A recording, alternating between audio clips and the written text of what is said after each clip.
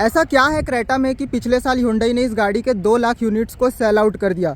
ये वीडियो को देख करके आपको समझ आ जाएगा। अगर आप भी क्रेटा लेने का प्लान कर रहे हो या फिर इस सेगमेंट में कोई भी गाड़ी कंसिडर करने का प्लान कर रहे हो या फिर 11 से 20 लाख रुपए के बजट में कार कंसिडर करने का प्लान कर रहे हो, देन ये वीडियो आपके लिए है। इस वीडियो में हम लोग क्रेटा के नेगेटिव, पॉजिटिव, ड्राइव इंप्रेशन और रीज़न टू बाय के बारे में बात करने वाले हैं। गाड़ी का नेगेटिव का पता होना पॉजिटिव से भी ज़्यादा ज़रूरी है, क्योंकि यही वो चीज़ है जो आपके डे टू डे लाइफ में इम्पैक्ट करेगा और आपको याद दिलाएगा। भाई एक बार ना मेरे को एक अंकल ने बोला कि यार ब्लैक कलर की गाड़ी ली है तो ब्लैक कलर की गाड़ियों में एक डिसएडवांटेज होता है, ये ना जल्दी हीट अप हो जाता है। पर भाई मैं आपको बता दूं कि कलर वगैरह से मैटर नहीं करता भाई, गाड़ी का ना एसी का परफॉर्मेंस स्ट्रांग होना चाहिए, जो कि क्रेटा के एसी का परफॉर्मेंस स्ट्रांग है। मैंने गर्मियों के दिन में भी ना ये चीज़ महसूस किया है कि अगर मैं गाड़ी का टेम्परेचर को अगर मैं लो करके ना एकदम ऑटो में चला देता हूँ तो गाड़ी लगभग 2-3 मिनट में एकदम टेम्परेचर को नॉर्मल कर देती है और लगभग 10 मिनट में भाई गाड़ी का जो एम्बियंस है वो पूरा चिल हो जाता है। इस कार के सेफ्टी का कुछ अता पता नहीं है। इसके प्री फेस लिफ्ट मॉडल को लगभग 3 स्टार मिला था ग्लोबल NCAP में और इस मॉडल का क्रैश टेस्ट नहीं हुआ है। हालांकि Hyundai ने कहा है कि इस गाड़ी के स्ट्रक्चर सेफ्टी को पहले से ज़्यादा इम्प्रूव किया गया है और इस गाड़ी में अब 6 एयरबैग भी एज स्टैंडर्ड आते हैं। हालांकि जब तक इस गाड़ी का क्रैश टेस्ट नहीं होता तब तक इसके सेफ्टी का कुछ अता पता नहीं है।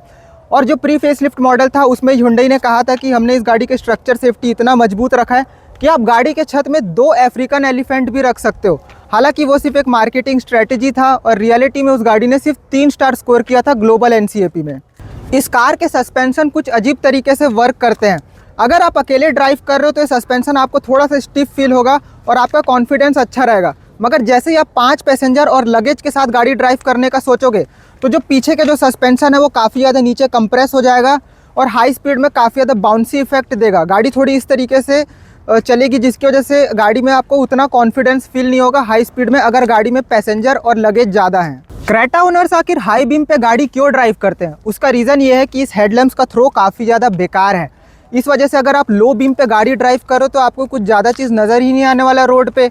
आपको हाई बीम पे कुछ भी करके ड्राइव करना ही होगा। मैं Hyundai से कहना चाहूँगा कि ये जो हेडलैम्प्स है ये सफिशिएंट नहीं है हमारे इंडियन रोड्स के लिए।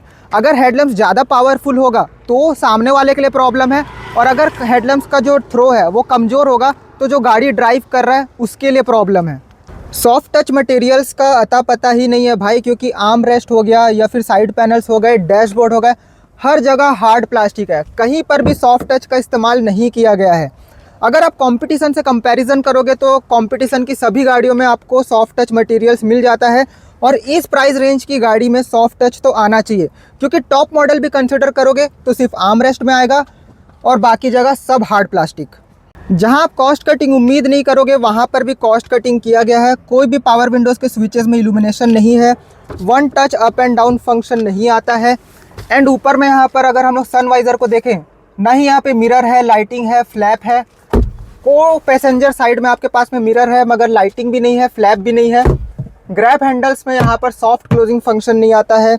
नीचे ग्लव बॉक्स में सॉफ्ट क्लोजिंग ओपनिंग फंक्शन नहीं है, एंड यहाँ पर अगर आप अंदर में देखोगे तो कोई भी लाइटिंग वगैरह नहीं दिया गया है। इस कार के नेगेटिव कैसे भी हो मगर पॉजिटिव इस गाड़ी के इतना स्ट्रॉन्ग है कि Hyundai इस गाड़ी के लगभग 2 लाख यूनिट पिछले साल सेल आउट कर दिया। इस गाड़ी को लेकर के आप भारत के किसी भी कोने में चले जाओ, आपको इस गाड़ी का पार्ट्स हर जगह मिल जाएगा। आप ऑथराइज्ड डीलरशिप तो छोड़ दो, आप आफ्टर मार्केट भी चले जाओ, इस गाड़ी का A to Z सामान आपको मिल जाएगा।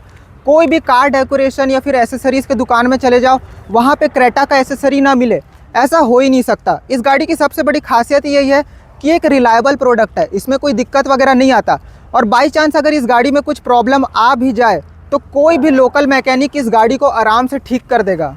सॉफ्ट टच नहीं है तो क्या हुआ, मगर इस गाड़ी की मटेरियल क्वालिटी और प्लास्टिक क्वालिटी टॉप नॉच है। अगर आप डोर पैनल्स में देखो, डैशबोर्ड में देखो, हर जगह प्लास्टिक हाई क्वालिटी का है। यहाँ तक कि AC वेंट में भी काफ़ी बढ़िया नल्ट फिनिशिंग किया गया है। बटन्स के फीडबैक काफ़ी ज़्यादा कमाल के हैं, एंड यहाँ पर जो नॉब्स हैं उसकी क्वालिटी भी A1 है। फीचर्स के लिए आपको क्रेटा का टॉप मॉडल कंसीडर करने की ज़रूरत नहीं है, क्योंकि मिड मॉडल्स में भी आपके पास में काफ़ी कमाल के फीचर्स हैं, जैसे कि ऊपर में panoramic sunroof, cruise control, infotainment system जो कि wireless Android auto, Apple CarPlay को कनेक्ट करता है, LED headlamps, tail lamps, ORVM electrically adjustable foldable दोनों हैं, एंड जो पीछे के जो रियर पैसेंजर्स के लिए भी आपके पास में सन कर्टेंस दिया गया है। क्रेटा एक ऐसी गाड़ी है जो कि हर कस्टमर के लिए बनाई गई है, क्योंकि इस गाड़ी में आपको मल्टीपल पावर ट्रेन्स के ऑप्शन मिलता है। इस गाड़ी में आपको 3 इंजन मिलते हैं जो कि तीनों ही 1500 सीसी के हैं। सबसे पहला आपके पास में एक नेचुरली एस्पिरेटेड पेट्रोल है, देन टर्बो डीजल है एंड टर्बो पेट्रोल भी है।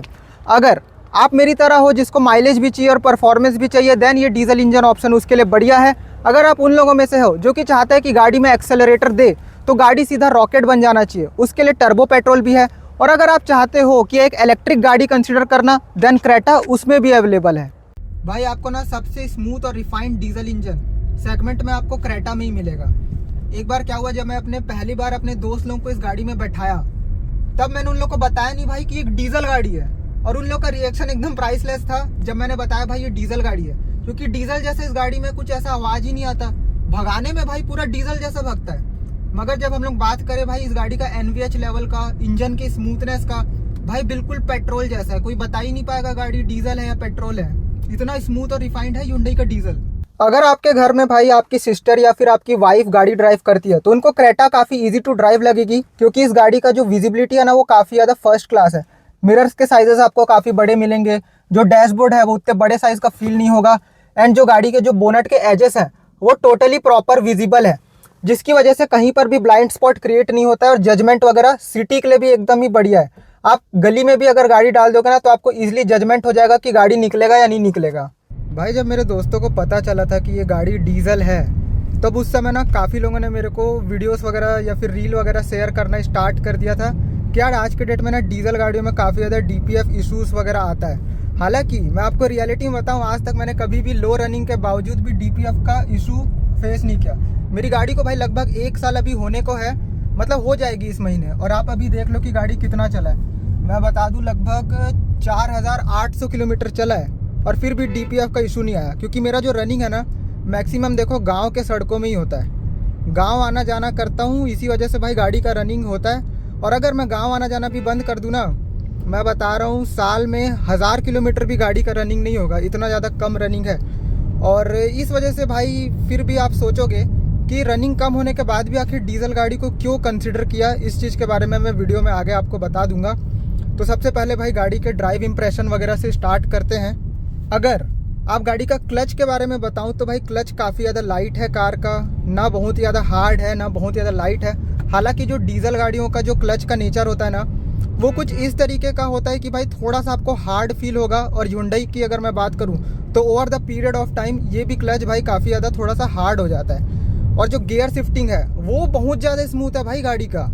आप जिस भी गियर में चाहो ना उस भी गियर में आप एकदम प्रिसीजन के साथ में गियर शिफ्टिंग कर सकते हो, कभी वो गियर नहीं अटकता और एकदम स्लीक शिफ्टिंग होता है। जैसे कि आप देखो एक बार में गियर लग गया, और गियर शिफ्टिंग में ना वो फीडबैक भी आता है। देखो अभी देखना आया, आप देखो फील करना भाई, इतना स्मूथ गियर शिफ्टिंग होता है ना कि जब भी आप गियर शिफ्टिंग करोगे बहुत लाइट है और बहुत स्मूथ है यार डीजल गाड़ी होने के बाद भी। और ये चीज़ भाई मुझे बहुत ही बढ़िया लगता है। और कभी भी कोई भी गियर नहीं अटकेगा, चाहे वो रिवर्स गियर हो, फर्स्ट हो, सेकंड हो या फिर 6th गियर हो, कभी भी नहीं अटकेगा, एक बार में गियर लग जाता है। और गाड़ी का जो स्टीयरिंग व्हील है वो बहुत ही ज़्यादा स्मूथ है। जैसे अगर मैं स्टीयरिंग को टर्न करूँगा, किधर भी अगर मोड़ूंगा, एकदम ही ज़्यादा लाइट फील होगा। बहुत ही ज़्यादा लाइट नहीं है और बहुत ही ज़्यादा हार्ड भी नहीं है। स्लो स्पीड में लाइट रहता है, हाई स्पीड में हार्ड हो जाता है। और ये कुछ इस तरीके का ना पावर स्टीयरिंग का वैसे तो नेचर होता है। पावर स्टीयरिंग वाली गाड़ियाँ भाई या तो स्पीड उस कांस्टेंट रहेगा स्टीयरिंग व्हील का, या तो हार्ड हो जाएगा। बस यही चीज़ है भाई गाड़ी में। और आप अगर मेरे को बोलोगे कि यार गाड़ी का अगर रनिंग कम है तो फिर आपने डीजल गाड़ी क्यों कंसिडर किया, तो मैं आपको बता दूं भाई कि मेरा ऐसा मानना है कि यार गाड़ी की रनिंग ना अभी कम है, मगर जैसे फ्यूचर में भाई मैं काम कर रहा हूँ फिर इधर आना जाना चल रहा है तो फ्यूचर में तो रनिंग बढ़ेगा। उस हिसाब से भी अगर देखा जाए तो मुझे पता है कि भाई गाड़ी की रनिंग इस साल कम हुआ, क्योंकि इस साल कोई भी रोड ट्रिप वगैरह नहीं किया, कहीं भी घूमने फिरने नहीं गया, क्योंकि अभी एग्ज़ाम वगैरह भी है। और इस हिसाब से अगर आपको बताऊं तो भाई रनिंग आगे आने वाले सालों में बढ़ेगा। और मुझे पूरा पता है कि भाई मैं इस गाड़ी को लेकर के ना इधर उधर ट्रिप वगैरह में तो लेकर के जाऊँगा ही जाऊँगा। और डीजल गाड़ी चलाने में जो मज़ा आता है ना भाई वो तो पेट्रोल गाड़ियाँ नहीं दे पाती। ये मैं भाई आपको बिल्कुल सही शॉर्ट बता रहा हूँ, क्योंकि पहले भी मैंने पेट्रोल गाड़ियाँ चला रखी है, काफ़ी डीजल गाड़ी को ड्राइव कर रखा है। और इसके बाद मैं आपको बता सकता हूँ कि जो मज़ा डीजल में है वो पेट्रोल में नहीं आता। जैसे कि मैं अभी आपको थोड़ा सा पुल करके दिखाऊंगा, आप देख लो, थोड़ा सा टर्न आ गया भाई।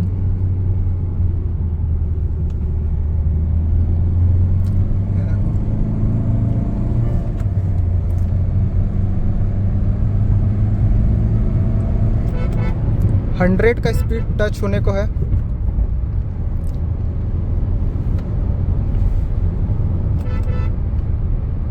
एंड गाड़ी में ना थोड़ा सा बॉडी रोल आता है क्योंकि सस्पेंशन क्रेटा का थोड़ा सा स्मूथ साइड में है, उतना ज़्यादा स्टिफ नहीं है। अगर आप ज़्यादा हाई स्पीड पे गाड़ी ड्राइव करोगे ना तो थोड़ा सा आपको बाउंसी फील हो सकता है। और मैं क्रेटा के बारे में एक चीज़ बोलना चाहूँगा कि जो इसका सस्पेंशन है ना वो थोड़ा कंफर्ट के तौर पे थोड़ा सा ज़्यादा ट्यून किया गया है।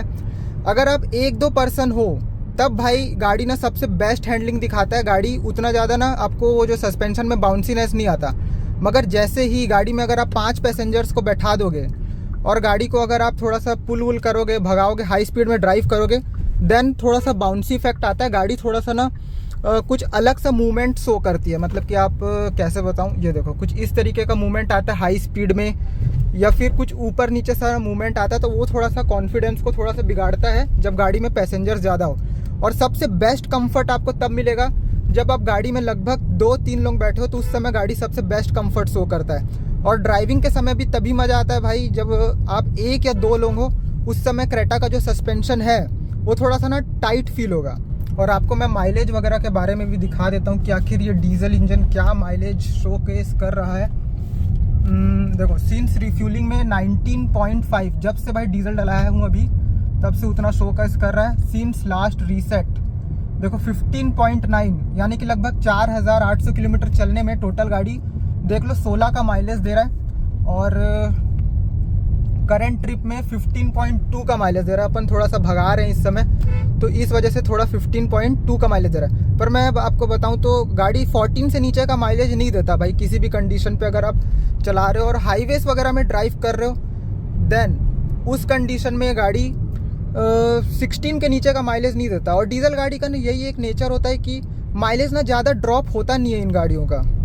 आप देख लो रोड वगैरह काफ़ी ज़्यादा ख़राब है, तो इस सिचुएशन में भाई क्रेटा शाइन करती है क्योंकि इसके जो सस्पेंशन कंफर्ट के लिए ट्यून है ना, तो झटके वगैरह गाड़ी के अंदर लगता नहीं है। आप गाड़ी को थोड़ा बहुत भगाओगे भी तो गाड़ी में ऐसे झटके नहीं आते। और ख़राब रास्तों के लिए ना मेरे को ऐसा लगता है कि भाई Creta one of the best car है क्योंकि इसका सस्पेंशन यहाँ पर झेल जाते हैं इसको। जैसा आप देखो भाई 88 की स्पीड में मगर गाड़ी के अंदर कोई झटका नहीं आ रहा और रास्ता ख़राब है पूरा।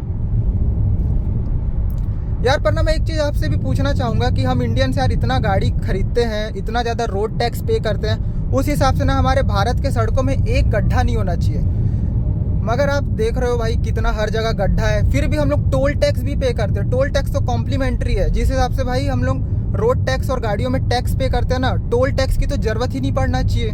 मगर फिर भी हम लोग यहाँ पर रोड टैक्स, टोल टैक्स दोनों पे कर रहे हैं। अब इंडिया में कई गाड़ियाँ तो ऐसी आती है भाई जिनमें आपको 50% तक भाई रोड टैक्स पे करना पड़ रहा है। सॉरी, रोड टैक्स नहीं, टोटल टैक्स पे करना है। गाड़ी का आधा कीमत तो भाई टोटल टैक्स में ही जा रहा है। मैं आपको बताऊं, जैसे कि मैं फॉरेन वीडियोस वगैरह देखता हूं तो उसमें मैं एक चीज़ नोटिस करता हूं कि अगर रास्ते वगैरह ना ख़राब हो ना तो तुरंत कोई वर्कर आते हैं और तुरंत उस चीज़ को रिपेयर कर देते हैं। मगर हमारे इंडिया में क्या होता है, जब तक जो सड़क है वो ज़मीन से गायब ना हो जाए तब तक भाई नया रोड बनता ही नहीं है। और टेंडर भी जब पास होता है तब एकदम हाई फाई अमाउंट का टेंडर पास होता है, और जब रियलिटी में जब सड़क बनता है तो वो 1 साल भी ढंग से टिकता नहीं है। और इसी वजह से भाई आज के डेट में इंडिया में जो ऊंची ग्राउंड क्लियरेंस वाली गाड़ियाँ हैं ना, उनकी डिमांड काफ़ी ज़्यादा बढ़ रही है। यार हम भी एज अ कस्टमर चाहते हैं कि यार सीडान वगैरह खरीदें, मगर सीडान खरीद के चलाओगे कहाँ। अब हमें ऐसा भी नहीं कि भाई SUV की ज़रूरत है, इंडिया में SUV की ज़रूरत नहीं है भाई।